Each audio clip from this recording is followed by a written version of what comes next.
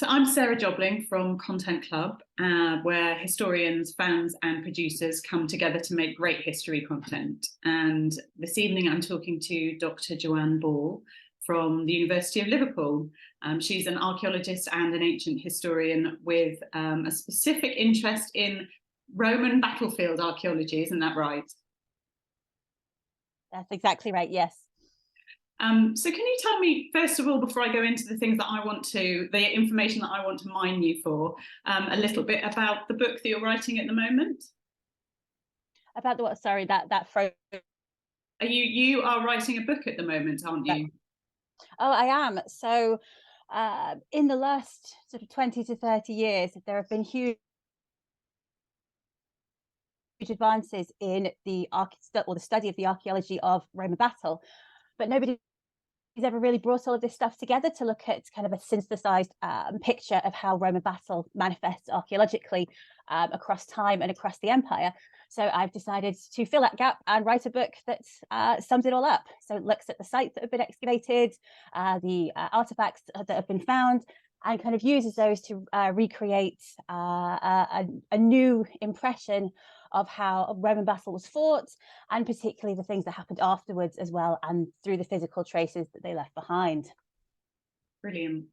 And I was really excited when I came across you, Jo, because I realised from Twitter that you had an interest in Roman battlefields, but I had no idea that you had a particular interest in the Roman army at the time of Augustus, and even in the Cantabrian Wars. So my first question is, why do you find that period of the Roman army so interesting? And it's just such a fascinating period of change, really. It's one where we see the emergence of a professionalized Roman army, really one that's going to dominate military history, not just for the rest of the Roman period, but will actually become incredibly influential throughout military history afterwards as well, influencing leaders all the way through history, including people like Napoleon and things. And you can see all of the origins of this coming back to the army that Augustus shapes and molds to suit his purposes during the early years of his reign, and that which he adapts later on. It's a great period of change, and you can see in it the concerns of the emperor and the needs of the state much more than you can do in later periods of Roman army history. It's just such a fascinating period to study. And this helped understanding the transition between the late Republican army and the Imperial army as well. It's just absolutely fascinating. And it gives you a great insight into Augustus's insight and character as well, particularly his concern about military loyalty. So what were his concerns? Why was loyalty so important? Well, he's coming into this situation of being the sole leader of Rome at the end of decades of civil war in the Roman world. Initially, you had the contest between Pompey and Julius Caesar a couple of decades before, and then Augustus, or Octavian as he was, had spent a significant period of time before his accession to being emperor at war with other major figures in the Roman world, particularly Mark Antony. And so when he inherits his Roman army, a lot of them, a good half of this army are people who have spent much of the previous decade fighting against him. And he is aware that their loyalty may not be to him in the first place. There's been a lot of negative propaganda about Augustus or Octavian, as was during that war with Mark Antony, a lot of which seems to have stuck and would have been freshly in the minds of the soldiers at the time when he's trying to take over and become essentially their commander-in-chief. And he's well aware that this manpower could, in theory, be used against him by a challenger who could win over the hearts and minds of these soldiers who were up until recently his enemies. And so I think he's very keenly aware of the dangers that are posed by this situation, and that it's a very difficult one for him, and probably seemed a lot more treacherous at the time than it does to us now. We look back and we see, well, he took these actions and he managed to secure the loyalty of his army. And it almost looks inevitable. It looks like he had a grand plan. It looks like he knew exactly what he was doing. But perhaps at the time, it seemed a little bit more dangerous than it does with our hindsight. I'm certainly, for me, I think it certainly was. And so what did he do to secure their loyalty? Well, so when he first takes over sole control in Rome, the first thing he does is massively reduce the size of the army. He takes it down from somewhere between 50 and 60 legions down to just 28. So getting rid of half or more of the manpower that fought during the civil wars. And this is a great opportunity to get rid of some of the less desirable elements in the armed force. So potentially the soldiers who really don't have any loyalty towards him, those who have an active dislike of him still, it's an opportunity to get rid of them. It's also an opportunity to discharge with honor those soldiers who perhaps feel that they have served their time, that are no longer contented to be in the in active service. At this point, there's no minimum or maximum length of service in the Roman army. That comes in, that's something that Augustus introduces later in his reign. But there's an awful lot of soldiers that they've been fighting for the best part of a decade, some of them even more, and they're really feeling like they've been in the army for long enough by this point. I think during the Republican period, the average length of service is about 6 years. So if you've been in for 10 years or more, you may be feeling a little bit aggrieved about this situation and perhaps not so kindly disposed towards the leader who's keeping you against your will in military service. So again, Augustus takes the opportunity at the start of his reign in reducing his legions to, time retire some of these soldiers as well. So, sorry, we slightly lost you there. So he retires, did you say, some of the soldiers? He does, yes. Some of the soldiers that have served for a significant period of time that no longer want to stay in the army. He allows them to sort of leave active service along with discharging the people he no longer wants to keep in the army. So it was, this is something I didn't know. So you had no choice before Augustus. You had to be in the army if you were a certain kind of citizen. Is that right? You can certainly be called up to the army at times of necessity and need. And during the civil wars, you've got a lot of people who were declaring their political allegiance one way or another, who chose to enlist. But generally, yes, it's more of a conscription situation as opposed to the system that Augustus brings in, where it's volunteer service, but it's for a significantly longer period of time. And did this work? Were people more loyal to him?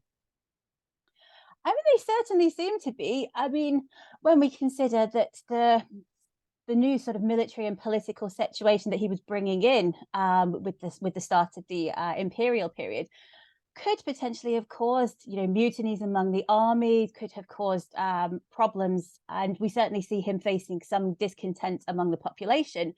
But he never really faces any widespread military discontent, and there must be something in Augustus that engenders this loyalty from the troops, because as soon as he dies, multiple legions revolt up on the Rhine in particular.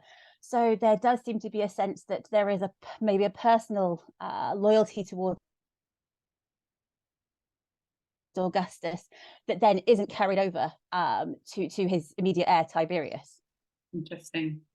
So when he goes to, obviously what I'm most interested in, the Cantabrian Wars, has this change already happened? Is he taking with him a cohort of very loyal soldiers? So by the time he goes to the Cantabrian Wars, yes, he's already reduced down significantly the numbers of soldiers in the legions. He hasn't yet brought in his changes to make a minimum service length in the Roman army. That comes later in 13 BC and then is revised again in AD 5. But he's already sort of winnowed down his legions to the core of the ones that he wants to keep, his 28 sort of chosen legions, of which 8 of which he takes with him to Cantabria. So a significant force of which he decides in this initial stage to take almost personal command of as an overall provincial army. Okay. So, so would you say that's the only major change that occurs before these wars take place? Really, yes. I mean, he is beginning to sort of feel out the military situation, and I believe that's partly, for me, one of the reasons that he goes to in command of this army in Cantabria. It's partly he is aware that more changes need to be made to the Roman army, and perhaps judges that the best way to do this is to actually go and see them in action and decide, try and identify where needs strengthening, where there are potential weaknesses, what is working, what isn't working, and then he can use his experience on the ground to enact further reforms, as we later see that he does. So then these wars become sort of like a testing ground for his new army. Absolutely. And it's, in some ways, while he's got an incredibly experienced army, I mean, nobody could doubt at all their military credentials by this point. They fought extensively, and these would have been very, very battle-hardened veterans by this point. But they've spent most of the last decades fighting in civil wars. They haven't been fighting against indigenous tribes and provincial populations. They've been fighting against other Romans. So they have been fighting against people with whom they have common rules of war and common rules of engagement, in which they have similar fighting styles and even similar levels of technology and manpower. So taking these armies into the Cantabrian region is actually quite a new test for them, relatively speaking, because they have engaged in limited periods of warfare against these tribal populations. About 10 years before, they had led a campaign over, and there's been odd pockets of fighting in Gaul and Germany as well. But to have a sustained campaign like this in a provincial area against a very resistant and very resilient provincial population is something new in some ways for this Roman force. And it's something that I imagine would have been quite a challenge for them, and would have been quite frightening as well. I mean, Romans, no matter the bravado that they put forward, they're actually often quite scared of provincial enemies. You see these attitudes coming out in the ways that they talk about Gauls and Iberians and Germans. They think that they're barbarians. They are very frightened of, the noises that they make in battle, the attitudes that they take, the fact that they don't obey the Roman laws of war. They just sort of act to their own cultural understanding of warfare. And the Romans find this quite scary a lot of the time. And so I imagine when you've been campaigning against other Romans, who, yes, they're the enemy, but at least you can understand who they are and what they're doing. And then you get plunged into somewhere like the Cantabrian Wars, and you're facing this terrifying unknown opponent. It would have been a massive psychological test for them, I think. And they do get very ground down by this over time. It's really interesting. Sort of skipping ahead, and this was something I was going to ask you, was about the sort of Romans, what their general attitude towards the Cantabrians. What did they know of them? What did they think of them before? Did they know of them before they went into battle with them?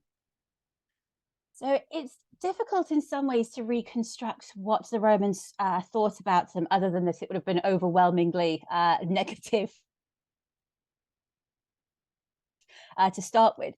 But we have some ideas that they certainly would have been aware of the military capabilities of the Cantabrians in a way that would have been very frightening. So around 40 or 39 BC, a Roman army that was campaigning in Iberia had been on the march and had been ambushed by an Iberian force and had been wiped out. They'd been attacked on the move, likely unexpectedly. They had tried to form a temporary camp whilst under heavy attack, which has now been identified and excavated, but they were unable to complete the building of the fortification before the attack kind of overwhelmed them. And we see the temporary camp has half-built walls and evidence of skirmishing inside. And this Roman force was wiped out. And this event was not documented in any of our surviving historical sources. It's just been excavated archaeologically. I think when they were looking to put a water pipe through the site, and it was discovered. So the Roman soldiers would have been well aware of the military capabilities of not just the Cantabrians, but of the Iberians more generally. They would have been aware that they are capable on their day and in the right circumstance of wiping out a Roman force. And so this must have been terrifying to the soldiers that were going into this arena of combat, added into that they don't really understand the cultural background of these people, that they see them as being very other, partly an attitude that would have been encouraged by the Roman authorities to allow them to go off and conduct war in as brutal a manner as possible. So it's a very interesting idea to see them waging war against these people that they don't know particularly well, but they just know them through these terrifying stereotypes. But this is quite common in Roman provincial warfare. Did they fight as mercenaries? Am I right? In earlier wars, the Cantabrians. Yes, so they had fought in the Punic Wars as far back as. So the Romans sort of had long experience of the Cantabrians' capability in warfare. We also see evidence that more recently that Cantabrians had fought during the Roman civil wars in the previous decades as auxiliary soldiers, or certainly Iberians had. And this enabled them to take back some of their knowledge about how the Roman army operated as well. And they can use this against the Romans when they come into the field against them as enemies. And again, this is something that we see happening quite repeatedly during the late 1st century BC and into the 1st century AD, where you see peoples recruited to serve in the Roman army from unpacified / entirely incorporated provincial areas.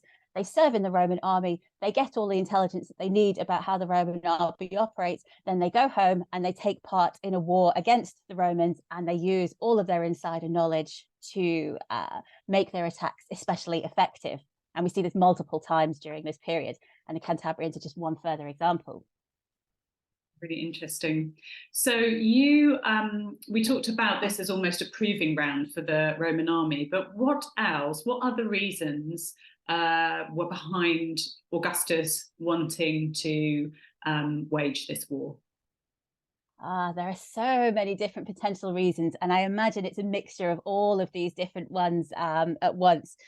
So in addition, as you say, it's a proving ground certainly for his new army.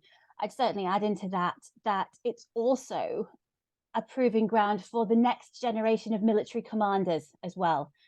It's a war in which you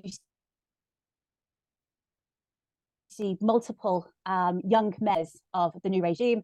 They end up coming to the Cantabrian Wars and fighting as commanders of men, most of them in their kind of early 20s.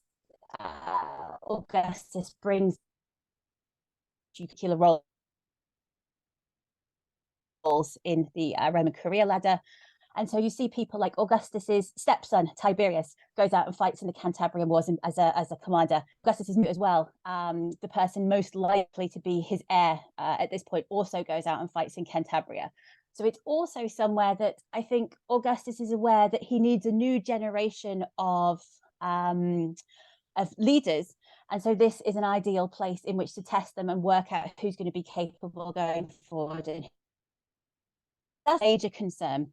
So reasons that were put forward in the classical sources for the justification for war, because of course, if you're a Roman, you've always got to have a legal justification for war, however flimsy that actually is. But the classical sources claim that other tribes in the Romanized regions around Cantabria were complaining that the Cantabrians were raiding into their territories and were causing problems, and that they called on the Roman state for help, as they were entirely allowed to do, in fact, encouraged to do. And so it's been suggested that Augustus was just responding in his duty to his Roman population in Iberia, in going out and defending their honor. Now, more cynical modern scholars have suggested that there's actually much more of an economic motivation behind his Cantabrian campaigns, in that when you look at the geography of this region, the areas that he's trying to conquer have an awful lot to offer in terms of natural resources. They have iron, they have lead, they have magnetic materials, they have gold, they have gemstones.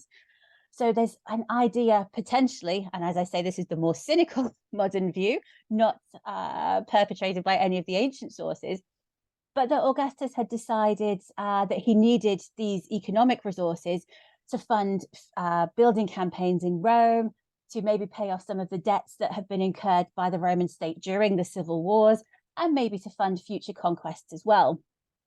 Now, there's also potentially a personal element as well, in that at this point, it's not been too many years since Augustus, or Octavian as he was taunted by Mark Antony for being a coward. He was told that he wasn't a very good military commander. During the civil war against Brutus and Cassius, the assassins of Caesar, they'd fought a battle at Philippi, and Mark Antony and Octavian had fought on the same side in that occasion. And Mark Antony got plaudits for leading the men on the field and for being very brave. And Octavian apparently spent 3 days hiding in a marsh so that he didn't have to get involved in the battle. And apparently he scuttled off as soon as he heard that the camp might be breached. And so Mark Antony had used this many times against him to suggest that Octavian was a coward. And I suspect that, having just been made the supreme leader of Rome, having been voted this title of Augustus, but there's still this tale of cowardice against him and of incompetence in terms of military command. And I think on a personal level, this is also an opportunity for him to demonstrate that he does have what it takes to command an army, that he can lead an effective campaign all on his own, and that he can conquer an area of Spain that had previously proved elusive to any other Roman commanders. I mean, it's just unfortunate for him that he has to rely on Marcus Agrippa in the end to actually do it for him. Yeah, I was going to get onto that. So that's a really compelling reason why he might have taken the decision to leave himself from the battlefield, which is unusual, right? Yes. I mean, it's certainly unusual in the context of Augustus, and it becomes unusual in the context of the empire. You tend not to get that many emperors that even go on campaign during the imperial period, let alone sort of take an active command. But if he's trying to live up to the reputation of people like Julius Caesar, his adopted father, who very much was a person who was present on the battlefield, I suspect for Augustus at this early period in his reign, it's very important for him to be seen leading from the front. Unfortunately, he doesn't particularly take to this kind of military life once more. He ends up getting so stressed over his failures in the war that he makes himself ill and ends up having to remove himself from the front line, and he goes and shelters in Taraco, modern Tarragona, about 350 miles away from the front line, because he just can't face the stress of being a military commander. How do we know that? Oh, it's documented in the sources. They're quite open about it. They try and portray it more that he's trying to take an overall strategic view, that he made himself ill over the conduct of the war. That seems to have been an open statement, and nobody tried to hide the fact that he stressed himself to illness over the war. Wow. So this story that I've read, I can't remember where, I'm sure you'll be able to enlighten me, that his litter was struck by lightning and his slave was killed. And obviously it was maybe a terrible omen for him that this had happened, and that's what sent him home. Where does this come from? So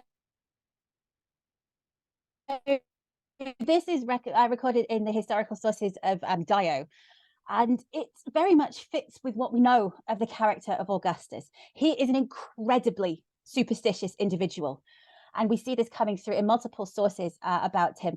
He's an individual for whom, if he was getting dressed when he was absent-minded, thinking of something else, and he realized he'd put his left shoe on before he'd put his right shoe on, he'd have to take them off and start again.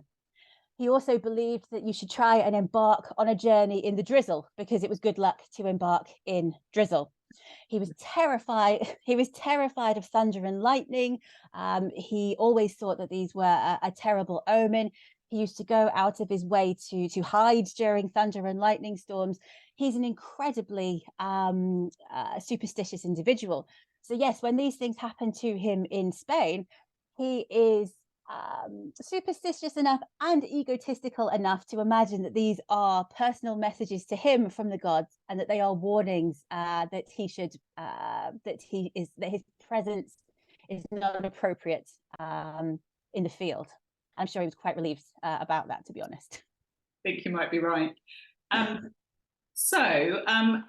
It seems as though he probably realised that things were going to be a bit more difficult than he anticipated. And the wars indeed dragged on for 10 years.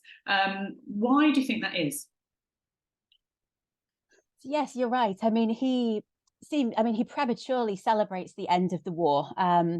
After he leaves in 25 BC, he essentially says that the war is finished, and he declares that the victory has been won. But of course, we know from reading the sources that this is far from the case, that you keep getting resistance, you keep having new Roman commanders having to be appointed to go out and try and quell this continuing unrest.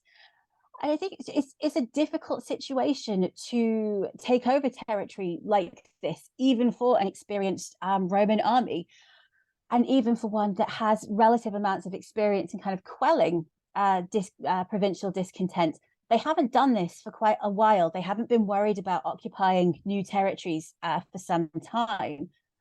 But what they really don't seem to factor in is the incredible resistance of the Cantabrians to Roman rule. I suspect that they go in thinking that they will win a couple of engagements, that this will prove to the Cantabrians that the Romans are stronger, and that they will just submit and quieten down and agree to be subject to Roman rule. And they don't. And the Cantabrians, they just keep fighting. They would rather die than come under Roman control. So you keep seeing references in the sources to that the Cantabrians will kill themselves rather than fall into Roman captivity. And then you have the wonderful revelation in Dio that even though some Cantabrians are taken into slavery and they're sold onwards, that as soon as they get bought, they get taken to where they're to be slaves, they uprise, they kill their masters, and they just escape back to Cantabria, bringing lots of intelligence and anger with them. And so then they kind of inform the Cantabrian population of the potential dangers of giving in to the Romans, and the nastiness of living under Roman slavery. And they likely equate living under Roman control to living under Roman slavery. And so they just don't want to submit. They would rather keep fighting to the last man. And the Romans just aren't set up to deal with a population that fight like this. That seems to me a sort of mistake that conquerors or would-be conquerors seem to just keep making throughout the rest of history, even to today. I wanted to ask you what one of the members of our community actually asked this of Content Club. Why do you think it is? It seems to me this was quite a significant war. There was a lot of resources thrown at it. It lasted longer than the Gallic Wars, a long time. It must have been very costly in terms of material and lives. It was pretty significant to Augustus because he was there and he wanted to be seen to be there. And in the end, the whole of Spain was conquered and was Roman. Why do you think it is that compared to other wars, it doesn't seem to have received as much attention, other Roman wars, sorry? I mean, there's kind of two elements to this, really, sort of the ancient element and then the more kind of modern historiography of it. I mean, in the ancient context, it was probably better documented in antiquity than we realize through this, the sources just not surviving. So we know that in the late 20s BC, Augustus writes a memoir of his life up to that point, which would doubtless have covered his experiences in the Cantabrian Wars and may well have discussed them at length. But unfortunately, that doesn't survive anymore. We know that it existed, but we don't know what its content was. We also know that the Roman historian Livy wrote an account of of Augustus's reign that would have included the Cantabrian War period. But unfortunately, again, this doesn't survive. We have references to it in other writers who mentioned that these sources existed, but we don't have them to read. So really, the only narrative that we have is the 3rd century account by Cassius Dio, which is separated by quite a significant period of time, although it still, has its interest, although the accuracy of it has sometimes been questioned a little bit because he seems to have a bit of a misunderstanding of timing in the war, and particularly he confuses the events of 2 years and seems to suggest that they happen in the space of only 1 year. So we're not entirely sure that he had a great handle on the Cantabrian Wars, but you work with what you have. Absolutely. But I think it's just, I think part of the reason it's not had much attention in the modern period, and certainly not in kind of a more Anglophone setting, is because there hasn't been a great tradition of Roman military archaeology or history in Spain. It's a relatively recent development, developed in Britain and Germany back as far as the 17th or 18th century. So there's a feeling of just it's not a period of particular interest, that maybe it's one that's that modern Spain doesn't want to focus particularly on its subjugation to the Romans, and certainly it's not helped, although it's completely understandable that a lot of this material isn't available in English yet. It's quite narrowly distributed in Spanish sources, which can be quite difficult to access, even if you've got the language or have the capabilities of getting Spanish sources read. It can be quite hard to access them. There's just not really been that much of a focus, and I don't know why, because it is a fascinating and engaging period. It's, there's so much to tell about it. Absolutely. Now, I'm aware that our time is coming to an end, so I've got so many more questions for you, but I think I'm going to have to stop here and arrange to chat with you at another date, because that's not, there's so much to talk to you about. But thank you very much. It's so fascinating. I could listen to you for hours. Yes, thank you so much for the opportunity to speak about the Cantabrian Wars. You don't get this kind of invite that often, and absolutely, there's still so much more to explore about it. Yeah, I think so too. So let's catch up soon. Brilliant. Thank you.